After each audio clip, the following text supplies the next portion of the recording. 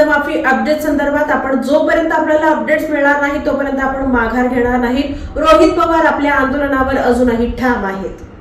येथे सुरू असलेल्या अन्नदात्यासाठी अन्नत्याग आंदोलनादरम्यान सरकारच्या वतीने उपजिल्हाधिकारी सचिन इथापे, अप्पर पोलीस अधीक्षक विजय कबाडे, उपविभागीय पोलीस अधिकारी प्रशांत डगळे आणि तहसीलदार सचिन लंगोटे यांनी आंदोलनस्थळी भेट दिली।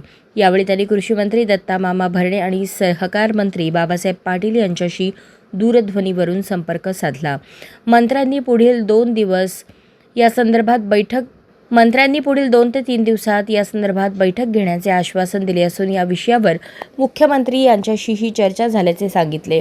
मात्र कर्जमाफीसाठी घालण्यात आलेल्या जाचक अटी रद्द करण्याबाबत राज्यातील कोणत्याही कॅबिनेट मंत्र्याने प्रसारमाध्यमांसमोर येऊन ठोस आश्वासन द्यावे अशी मागणी आमदार रोहित पवार यांनी केली। कर्जमाफीच्या निर्णयामध्ये समाविष्ट करण्यात आलेल्या अटी शर्तींमुळे राज्यातील बहुतांश शेतकरी लाभापासून वंचित राहणार असल्याचा आरोप त्यांनी केला। या अटींमुळे शेतकऱ्यांमध्ये मोठा संताप असून सरकारला याची पुरेशी जाणीव झालेली दिसत नसल्याचेही त्यांनी नमूद केले।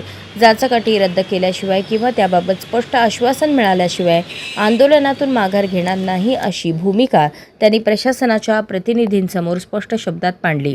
त्यामुळे कर्जमाफीच्या मुद्द्यावर राज्य सरकार आणि आंदोलनकर्त्यांमध्ये पुढील काही दिवसात निर्णायक चर्चा होण्याची शक्यता आहे।